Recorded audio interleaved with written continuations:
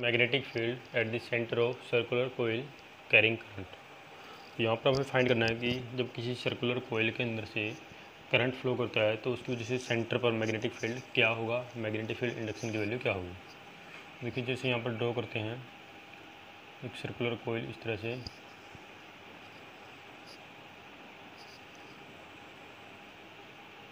ठीक है। इस तरह से कोई सर्कुलर कोयल है, इसमें करंट ऐसे फ्लो कर रहा है, ठीक है, आई करंट फ्लो कर रहा है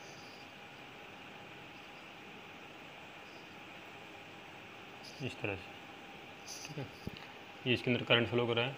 तो यहाँ पर हमें फाइंड करना है जैसे इस सेंटर जो सर्कुलर कोयल जो होगी इसका जो सेंटर होगा, ठीक है। जैसे ये सेंटर है, यहाँ पर कोई पॉइंट पी हमने लिया, तो यहाँ पर इसके सेंटर पे मैग्नेटिक फील्ड इंडक्शन या फिर मैग्नेटिक फील्ड की वैल्यू फाइंड करनी है, ठीक है।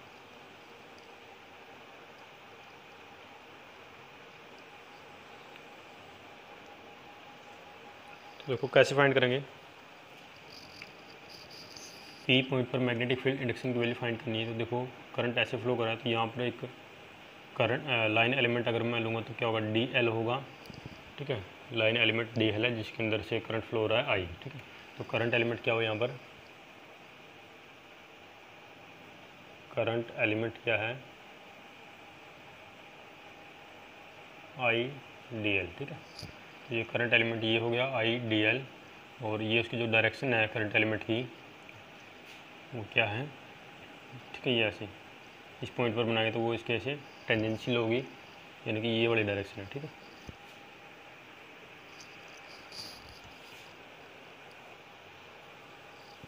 तो देखिए यहाँ पर हमने ये करंट एलिमेंट लिया है और ये सर्कुलर कोयल है, ठीक है। तो जो ये सर्कुलर कोयल है इसकी रेडियस मान लेते हैं हम, ठीक है। ये जो रेडियस होगी इसको हम आर मान लेते हैं, यानी कि ये आर है। तो ये क्या होगा, यहाँ से इस जो करंट एलिमेंट है यहाँ से अगर एक लाइन ऐसे ड्रॉ करें पी पॉइंट तक, ये कितनी होगी, आर होगी, ठीक है। यानी कि डिस्प्लेसमेंट वेक्टर क्या है, यहाँ पर आर है, ठीक है। डायरेक्शन क्या है, ये है, ठीक है। तो यहाँ पर आर इसकी रेडियस है जो हमने सर्कुलर कोयल ली है, और ये है करंट एलिमेंट। तो ये एंगल कितना होगा करंट एलिमेंट और डिस्प्लेसमेंट वेक्टर के बीच में एंगल तब कितना होगा, 90 डिग्री होगा, ठीक है। ये कितना होगा, 90, ठीक है ना।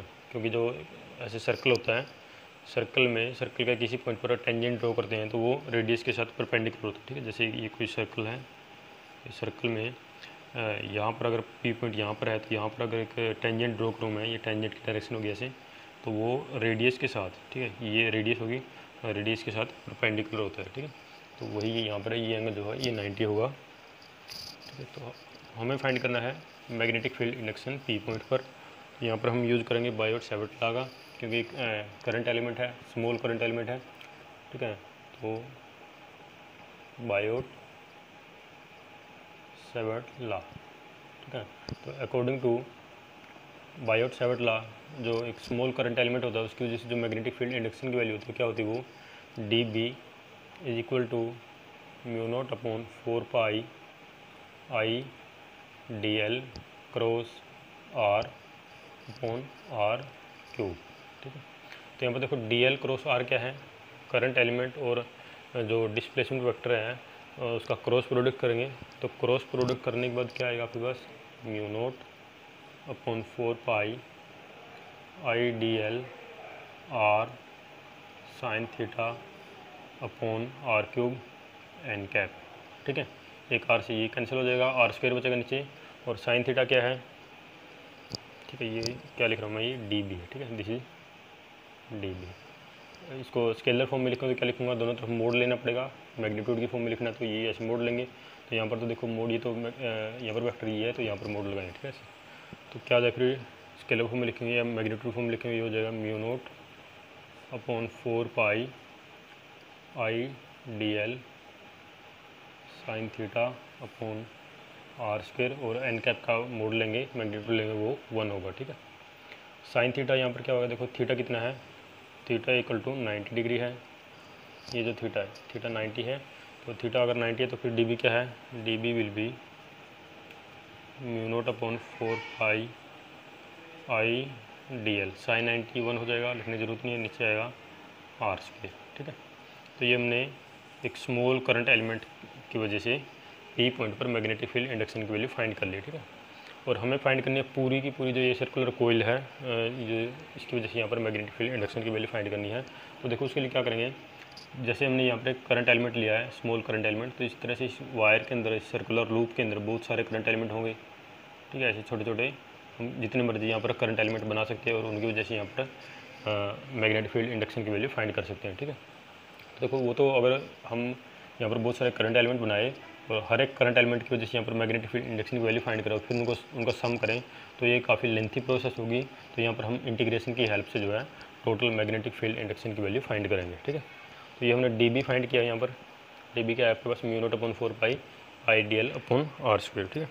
अब हम फाइंड करेंगे टोटल मैग्नेटिक फील्ड इंडक्शन, ठीक है, total magnetic field induction at point P, ठीक है, due to this current carrying circular coil, ठीक है। तो टोटल फील्ड क्या होगा, टोटल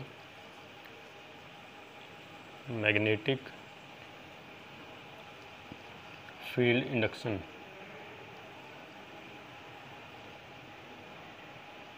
एट पॉइंट पी, ठीक है, at point P due to, ठीक है, due to this current carrying coil, ठीक है, दिस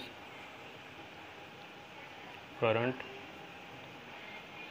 कैरिंग कोइल, ठीक है। क्या होगा वो, कैसे फाइंड करेंगे, देखो अगर जैसे मैंने बताया कि अगर लाइन एलिमेंट लेंगे बहुत सारे तो उनकी वजह से फाइंड करेंगे तो वो एक बहुत लेंथी प्रोसेस होगी, बहुत मुश्किल होगा उसको उस तरह से फाइंड करना।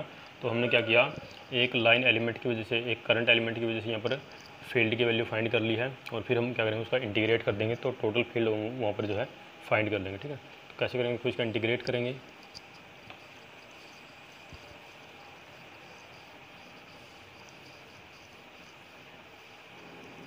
मतलब इसका इंटीग्रेट करेंगे क्या आएगा हमारे पास, देखो बी, ठीक है, टोटल फील्ड क्या होगा, दैट विल बी दिस, ठीक है। डी बी का इंटीग्रेट करेंगे और डी बी क्या है हमारे पास, म्यू नोट अपॉन 4 पाई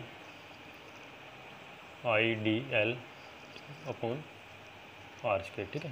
तो इसको इंटीग्रेट करेंगे, जो कॉन्स्टेंट है उसको बाहर लिख लेंगे, देखो ये जो है ये कॉन्स्टेंट है mu naught upon 4 pi r square, r radius है, ये भी कॉन्स्टेंट है, म्यू नोट और 4 पाई, ये सारी चीज़ें कॉन्स्टेंट है, तो इसको बाहर लिखेंगे, mu naught upon 4 pi r square, ये आर स्क्वायर, ठीक है। और आई भी कॉन्स्टेंट है तो आई को भी बाहर लिखेंगे, जो करंट फ्लो कर रहा है कोयल के अंदर, क्या बचा है इसके अंदर, डी एल, ठीक है। डी एल का हम क्या करेंगे, यहाँ पर इंटीग्रेट करेंगे डी एल को, तो डी एल को इंटीग्रेट करके क्या आएगा,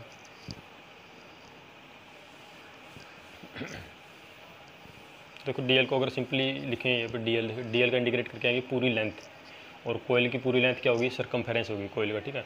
और कोयल का सर्कमफेरेंस क्या होता है, सर्कुलर कोई रिंग है या फिर कोयल, उसका सर्कमफेरेंस क्या होता है, 2 पाई आर, आर क्या है, उसकी रेडियस होती है, ठीक है। तो ये तो सिंपली यहाँ पर डी एल की जगह, इसकी जगह 2 पाई आर लिख दो। ये फिर अगर देखना कि कैसे आएगा तो ये देखेंगे डी एल का इंटीग्रेट करके एल आएगा, लिमिट अप्लाई करेंगे 0 से लेकर 2 पाई आर, तो वहाँ पर भी 2 पाई आर पुट कर देंगे, ठीक है। या फिर सिंपली डी एल क्या है, देखो इंटीग्रेट किया डी एल का, तो ये क्या आएगा, circumference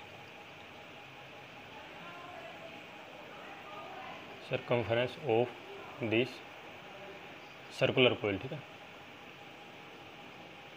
circumference of this circular coil, ये जो सर्कुलर कोयल है इसका सर्कमफेरेंस आ जाएगा डी एल का इंटीग्रेशन, ठीक है। तो सर्कमफेरेंस किसके बराबर होता है, 2 पाई, रेडियस क्या इसकी आर, 2 पाई आर, ठीक है। फिर बी की वैल्यू क्या होगी, B will be mu naught I upon 4 pi r square into 2 pi r, एक आर से ये पावर कैंसिल हो जाएगी, 2 पाई से ये यहाँ पर 2 आएगा तो क्या हो जाएगा, ये म्यू नोट आई, ठीक है, अपॉन 2 और यहाँ पर आएगा आर, ठीक है। तो ये बी की वैल्यू क्या आ गई, सेंटर पे mu naught I upon 2 r, ठीक है, यही वैल्यू हमें फाइंड करनी थी।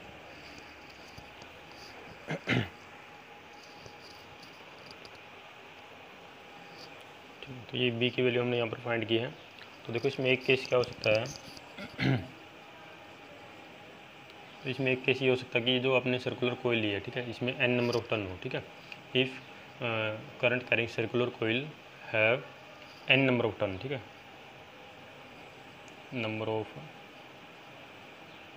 टर्न्स हो गए, ठीक है। अगर इसमें नंबर ऑफ टर्न्स n हो गए तो जो आपका सर्कमफेरेंस हमने लिखा है 2 पाई आर, ये भी कितना हो जाएगा, n टाइम्स हो जाएगा। तो इन दैट केस बी की वैल्यू क्या लिखेंगे फिर यहाँ पर,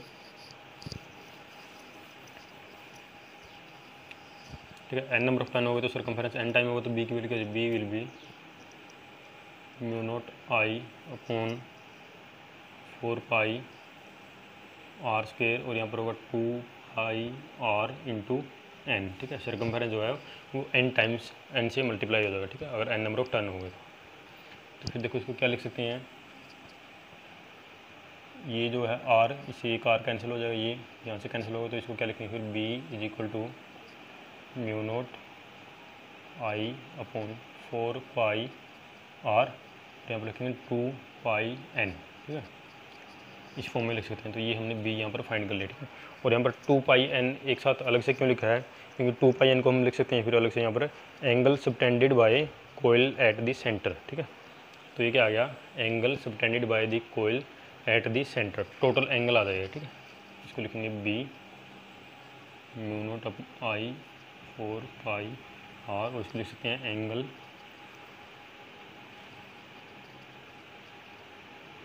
subtended by the coil at the centre. ठीक है, सेंटर पे कोयल जो है वो कितना एंगल बना रही है, वो ये आ गया। ठीक है, अगर एक टर्न है तो 2 पाई बनेगा, 2 टर्न है तो 4 पाई बनेगा। ठीक है, जैसे हमें पता है सिंपली कि एक टर्न होगा ऐसे।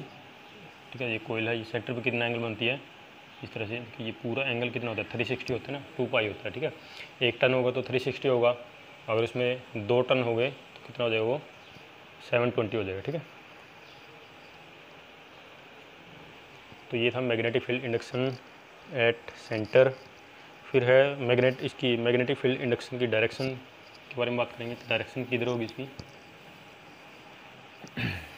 डायरेक्शन ऑफ बी,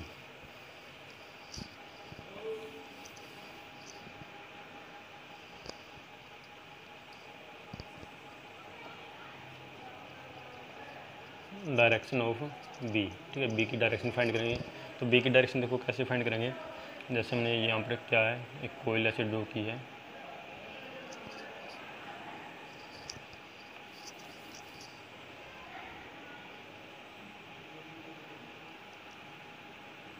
इस तरह। ठीक है, और ऐसे इसमें करंट फ्लो कर रहा था, इस तरह से करंट ऐसे जा रहा है इसमें, इस तरह से। ठीक है, इस तरह से इसके अंदर आई करंट फ्लो कर रहा है। ठीक है, तो देखो मैग्नेटिक फील्ड इंडक्शन की हमें डायरेक्शन फाइंड करनी है। सिंपली देखो, एक तो हम राइट हैंड थंब रूल का यूज़ करके हम बता सकते हैं कि क्या होगी डायरेक्शन, क्या होगी इसकी। ठीक है, दूसरा है, ठीक है, बहुत सारे इसके तरीके, जैसे यहाँ पर एक हमने क्या किया था, एक लाइन एलिमेंट लिया था, और ये एंगल जो था इसके साथ डिस्प्लेसमेंट वेक्टर के साथ ये 90 डिग्री बन रहा था। तो बी का जो फॉर्मूला लिखते हैं हम, d B is equal to mu naught upon 4 pi I D l cross r divided by r cube, ये लिखते हैं। ठीक है, तो यहाँ पर देखो ये क्रॉस प्रोडक्ट हो रहा है। ठीक है, यहाँ से डायरेक्शन पता चलेगी। तो देखो फिंगर कैसे करंट एलिमेंट और क्रॉस डिस्प्लेसमेंट वेक्टर। ठीक है, ये फिंगर ऐसे देखो करंट एलिमेंट से और डिस्प्लेसमेंट वेक्टर की तरफ फिंगर्स को ऐसे कर्ल करेंगे, थंब की जो डायरेक्शन होगी वो मैग्नेटिक फील्ड की डायरेक्शन देगी एट पॉइंट पी। ठीक है, तो यहाँ से हमें पता चला कि यहाँ पर जो बी की डायरेक्शन होगी वो परपेंडिकुलर टू दिस प्लेन होगी और इनवर्ड होगी, यानी कि ऐसे लिखेंगे क्रॉस से, उसको हम लिख सकते हैं। ठीक है, क्रॉस से, तो ये जो है मैग्नेटिक फील्ड की डायरेक्शन है। ठीक है, डी भी लिख सकते हो या फिर टोटल फील्ड की डायरेक्शन भी यही होगी। ठीक है, तो एक तो तरीका ये है कि हम फॉर्मूले से यहाँ से फाइंड कर सकते हैं। दूसरा है राइट हैंड थंब रूल, जैसे ये है, थंब की डायरेक्शन यहाँ पर करंट की डायरेक्शन बताती है हमें, करंट ऊपर की तरफ जा रहा है, फिंगर्स को कर्ल करेंगे तो फिंगर की जिधर डायरेक्शन होगी वो मैग्नेटिक फील्ड की डायरेक्शन। तो ये देखो करंट ऊपर जा रहा है, फिंगर अंदर की तरफ जा रही है, तो यानी कि यहाँ पर मैग्नेटिक फील्ड अंदर की तरफ है। ऐसे ऊपर देखो, ऊपर, ठीक है, यहाँ पर देखो ये फिंगर थंब की डायरेक्शन नीचे है, करंट नीचे आ रहा है, तो फिंगर तब भी इस प्लेन के अंदर जा रही है, तो फील्ड की डायरेक्शन क्या होगी, इस प्लेन के परपेंडिकुलर होगी और इनसाइड दी प्लेन होगी। ठीक है, अंदर की तरफ होगी। तो वहाँ से भी हम जो है फील्ड की डायरेक्शन फाइंड कर सकते हैं। या फिर सिंपली एक और तरीका है इसको फाइंड करने का, एक तरीका ये है कि जैसे करंट इसमें ऐसे फ्लो कर रहा है क्लॉकवाइज। ठीक है, तो क्लॉकवाइज करंट फ्लो कर रहा है, तो हम क्या करेंगे, अपनी फिंगर्स को इस तरह से यहाँ से क्या करेंगे, जैसे फिंगर है इनको हम ऐसे सेट करेंगे कि ये जो करंट की डायरेक्शन को फिंगर बता रहे हैं। ठीक है, और जो थंब की जो डायरेक्शन होगी वो मैग्नेटिक फील्ड की डायरेक्शन होगी। जैसे यहाँ पर तो क्या कर रहा है, करंट कैसे फ्लो कर रहा है, क्लॉकवाइज। ठीक है, और करंट क्लॉकवाइज। ठीक है, अगर ये एंटी क्लॉकवाइज हो तो क्या होगा, एंटी क्लॉकवाइज होगा, यानी कि डायरेक्शन ये होगी ऐसे। तो फिर फिंगर्स को देखो ऐसे यहाँ पर इस शेप में करेंगे हम कि करंट जिधर करंट जा रहा है, ठीक है, ऐसे, और जो थंब की डायरेक्शन जो बनेगी वो थंब की डायरेक्शन मैग्नेटिक फील्ड की डायरेक्शन होगी, ठीक है। तो यानी कि मैग्नेटिक फील्ड जो होगा वो इस प्लेन के परपेंडिकुलर होगा जिस प्लेन में करंट एलिमेंट और पोजीशन वेक्टर या फिर डिस्प्लेसमेंट वेक्टर लाई कर रहे हैं, और उसके क्या होगा, उस प्लेन के जिस प्लेन में ये दोनों लाई कर रहे हैं उस प्लेन के परपेंडिकुलर होगा, ठीक है। वो या अबव हो सकता है, अबव द प्लेन हो सकती है, या बिलो द प्लेन हो सकती है, ठीक है।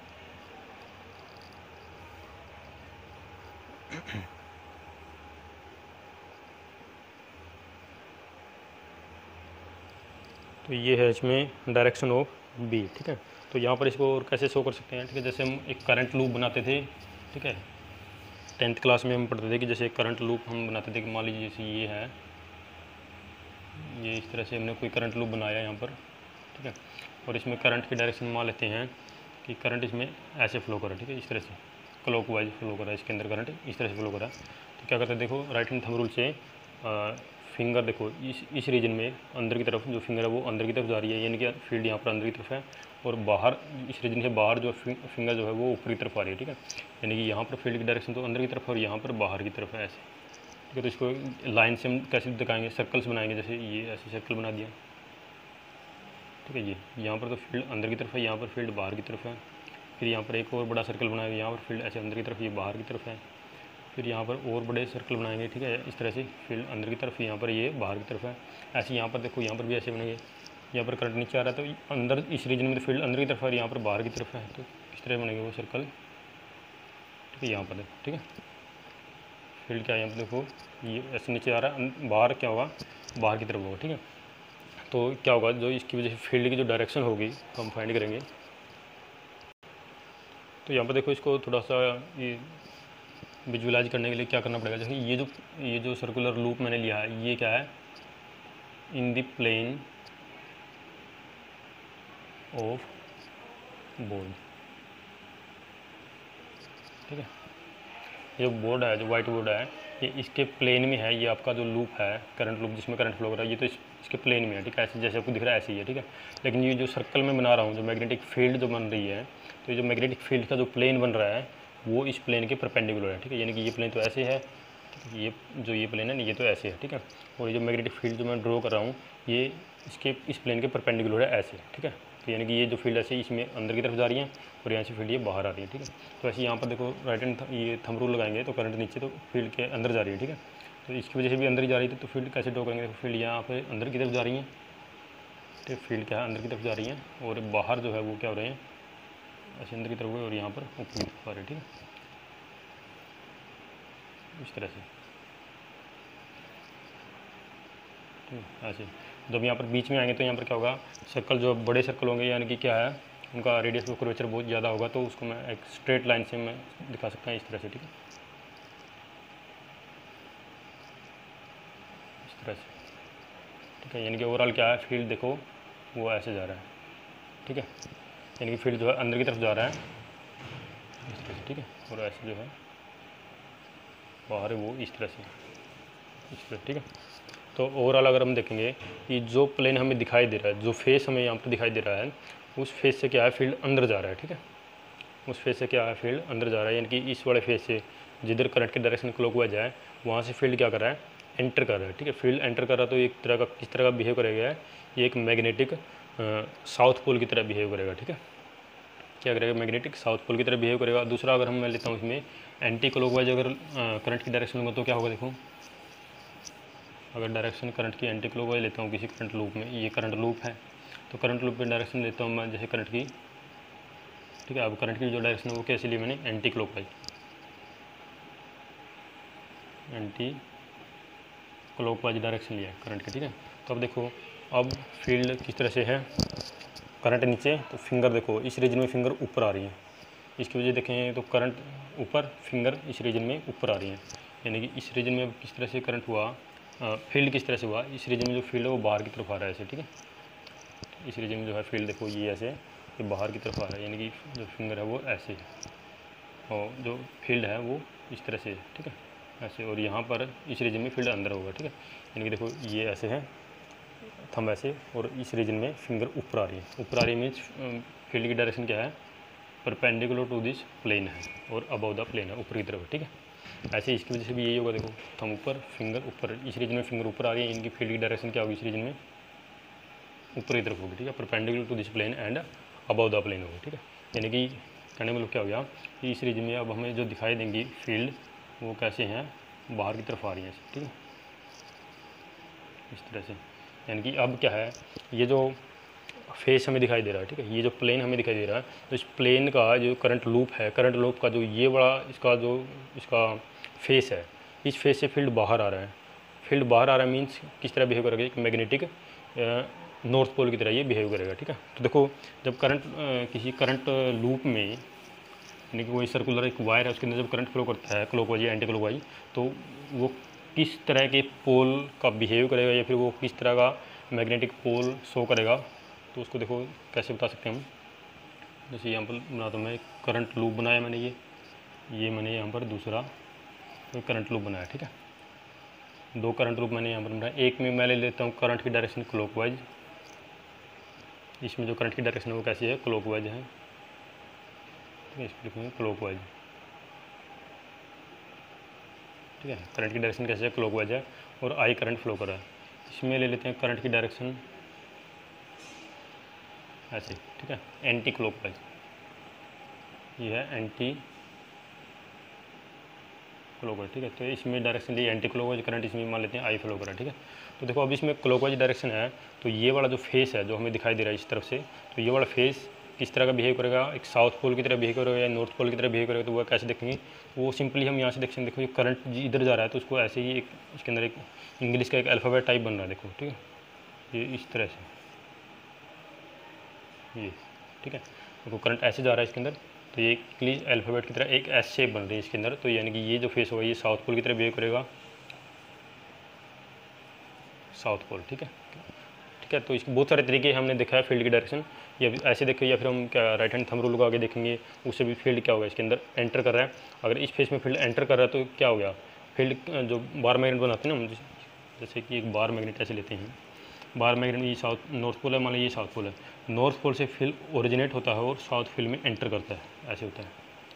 नॉर्थ फील्ड से फील्ड जो है ओरिजिनेट होता है, लीव करता है, और साउथ फील्ड में मैग्नेट फील्ड एंटर करता है, ठीक है। तो यहाँ पर भी देखो इस फेस में फील्ड एंटर कर रहा है तो एक साउथ पोल की तरह बिहेव करेगा, ठीक है। और यहाँ पर देखो, यहाँ पर इंग्लिश का जो अल्फ़ाबेट टाइप बन रहा है वो बन रहा है, ये देखो करंट ऐसे नीचे और इधर करंट ऊपर, तो ये इंग्लिश का जो अल्फ़ाबेट होता है एन, ठीक है, तो एन शेप बन रही है। तो यानी कि किस तरह का ये वाला जो फेस है, जब करंट इस करंट लूप के अंदर जब करंट एंटी क्लॉकवाइज फ्लो करेगा, ठीक है, जिधर से हम देख रहे हैं उधर से करंट जो हमें दिख रहा है वो एंटी क्लॉकवाइज दिख रहा है, तो फिर क्या होगा, किस तरह का बिहेव करेगा, नॉर्थ पोल की तरह, ठीक है, नॉर्थ पोल की तरह ये बिहेव करेगा, ठीक है। दूसरा राइट हैंड थंब रूल से देखेंगे तो देखो थंब नीचे, फिंगर इस रीजन में फिंगर ऊपर आ रही है, यानी कि इस रीजन से फील्ड निकल रहा है, बाहर आ रहा है, ठीक है, लीव कर रहा है इस रीजन से। तो लीव किस रीजन कहाँ से करता है, देखो नॉर्थ पोल से फील्ड बाहर जाती है ऐसे, ठीक है, तो यानी कि ये नॉर्थ पोल की तरह बिहेव करेगा, ठीक है।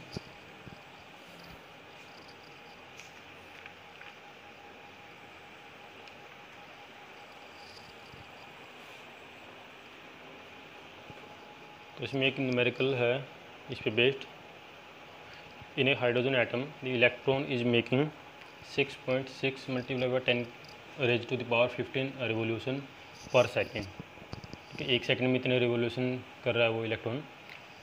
इन a circular path of radius, उसकी रेडियस भी दी है। What is the magnetic induction produced at the centre of the orbit, ठीक है, ऑर्बिट के सेंटर पे जो मैग्नेटिक इंडक्शन प्रोड्यूस्ड होगा उसकी वैल्यू में फाइंड करनी, ठीक है।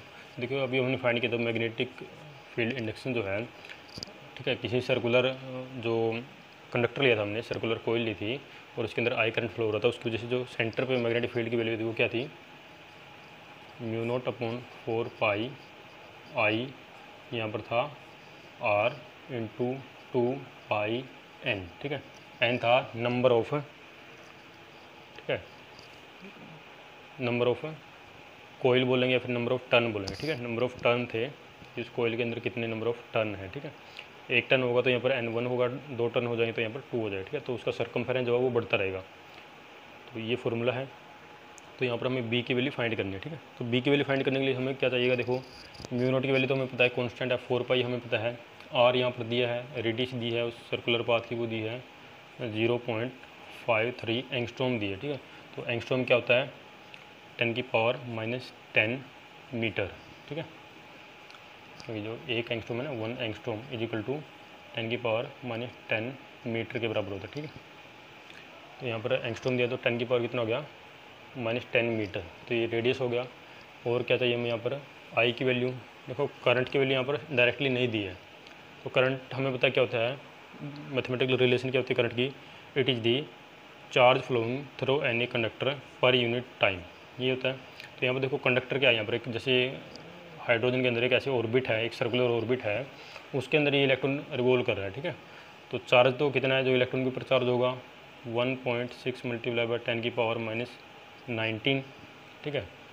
ये इतना चार्ज है उसके ऊपर, डिवाइडेड बाय कितने टाइम में कर रहा है वो, ठीक है, इतना चार्ज जो, ठीक है। ये करंट की क्या डेफिनेशन होती है, charge flowing through any conductor per unit time, ठीक है। तो यहाँ पर चार्ज तो ये है और टाइम पर यूनिट टाइम, ठीक है। तो पर यूनिट टाइम जो है अभी यहाँ पर देखो इसने लिखा है कि 6.6 × 10⁻15 रिवोल्यूशन पर सेकेंड, ठीक है। तो यानी कि 1 सेकंड में वो इतना रिवोल्यूशन वहाँ पर कर रहा है, ठीक है। तो 1 सेकंड में जब इतने रिवोल्यूशन कर रहा है तो हम कैसे लिखेंगे फिर यहाँ पर करंट को, देखो करंट को मैंने लिखा है Q/T, या फिर मैं इसको क्या लिख सकता हूँ, Q/T है, ये टाइम है, ठीक है, पर सेकंड, ठीक है, पर सेकंड। यानी कि यहाँ पर क्या होगा, यहाँ पर ये जो टाइम होगा ये टाइम पीरियड होगा, ठीक है। यहाँ पर क्या हो जाएगा, टाइम पीरियड हो जाएगा, ठीक है। और 1/T क्या होता है, 1/T टाइम पीरियड, ये होता है फ्रीक्वेंसी। तो यहाँ पर हम क्या लिख सकते हैं,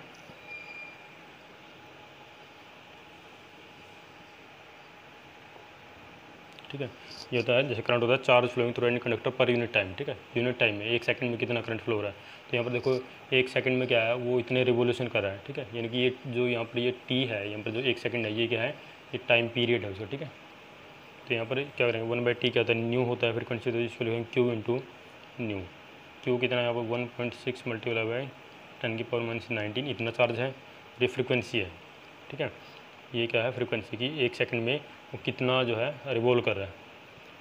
तो 1 सेकंड में कितने चक्कर लगा रहा है वहाँ पर, रिवॉल्व कितने बार कर रहा है, वो है आपका 6.6 × 10⁻15 रिवोल्यूशन, ठीक है। 1 सेकंड में इतने रिवोल्यूशन है, तो यानी कि इतनी बार वहाँ से वो फ्लो करता है चार्ज, ठीक है।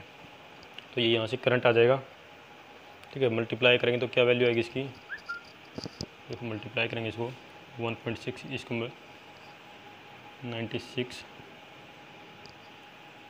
105 डेसिमल, 1 2 के बाद डेसिमल आएगा, तो यहाँ पर एक डेसिमल आएगा, ठीक है। 10.56 मल्टीप्लाई बाय 10 की पावर कितना होगा, -90 ये है, 15 ये है, तो ये होगा -4। ये किसकी वैल्यू फाइंड कर रहे हैं, करंट की। तो करंट किस में होता है, एम्पियर में। तो इतने एम्पियर वहाँ से करंट फ्लो कर रहा है, ठीक है, ठीक है। और एन क्या होगा, देखो N number of turn in the coil. अभी इसके नंबर ऑफ टर्न जो है वो 1 है, ठीक है। यानी कि एक ही कोयल है, उसके ऊपर वो इलेक्ट्रॉन जो है वो रिवॉल्व कर रहा है, ठीक है। तो वहाँ पर हमारा जो सरकमफेरेंस है, ठीक है, जो कोयल का जो सरकमफेरेंस है वो 2πr ही रहेगा। वो वहाँ पर ऐसा नहीं कि वहाँ पर नंबर ऑफ टर्न ज़्यादा है, ठीक है। नंबर ऑफ टर्न ज़्यादा होते तो सरकमफेरेंस बढ़ जाता है, ठीक है। क्या लिखे फिर इसकी जगह, फिर यहाँ पर तो b की वैल्यू क्या आ जाएगी हमारे पास सारी वैल्यूज हैं, तो b को क्या लिखेंगे, सो b will B μ0 of,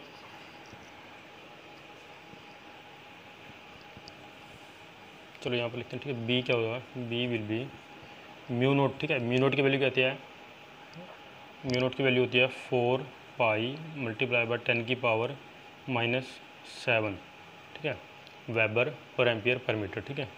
current की वैल्यू हमने फाइंड किया है 10.56 × 10⁻⁻4 डिवाइडेड बाय 4π है यहाँ पर। आर की वैल्यू हमने फाइंड की है, ये रही 0.53 × 10⁻10 है, ठीक है।